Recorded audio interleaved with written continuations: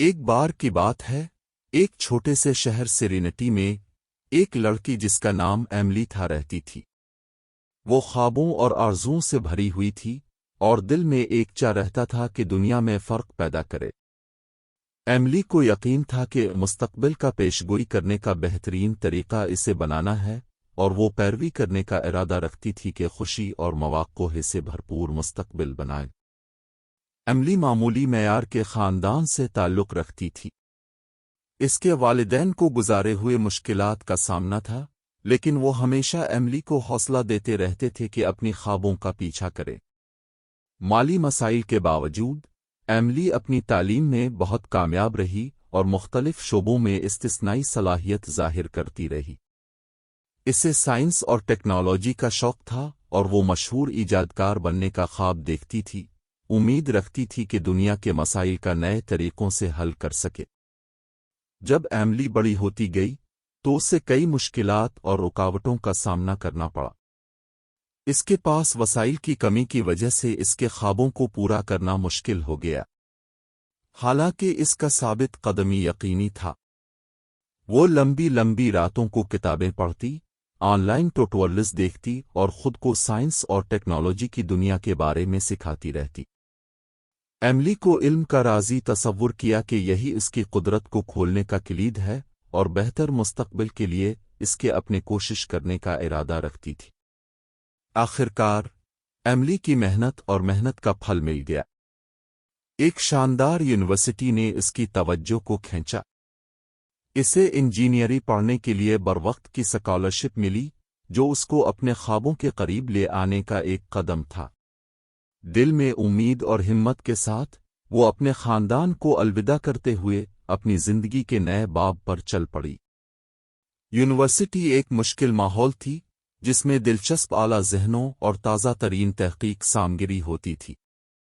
کبھی کبھی وہ بہت پریشان ہوتی تھی، لیکن وہ ثابت قدم رہنے کا ارادہ رکھتی تھی۔ ایملی نے اپنی تعلیم پر اپنا دل اور جان لگا دیا، رات دن محنت کی اور پیچیدہ تصورات کو سمجھنے کی کوشش کی۔ وہ خود بخود مشہور ہو گئی۔ اس کے نئے اور اندیشان بخش آئیڈیاز اور مسائل کا حل کرنے کی صلاحیت کی تعریف کی گئی۔ اس کو کانفرنسوں اور ورکشاپوں کے لیے بلا گیا، جہاں وہ دوسرے خوابوں کی تلاش کرنے والے اختراع کاروں اور سائنسدانوں کے ساتھ اپنی خیالات شیئر کرتی رہی۔ مگر ایک غم نے ایملی کے خاندان کو دستک دیا۔ ایک تشویشناک فون کال کی خبر ملی کہ ان کی والدین بہت خطرناک حالت میں ہیں اور ضرورت سے زیادہ طبی علاج کی ضرورت ہے۔ بغیر سوچے سمجھے ایملی نے سب چھوڑ دیا اور فوراً سیرینٹی لوٹ آئی تاکہ اپنے والدین کے پاس ہو سکے۔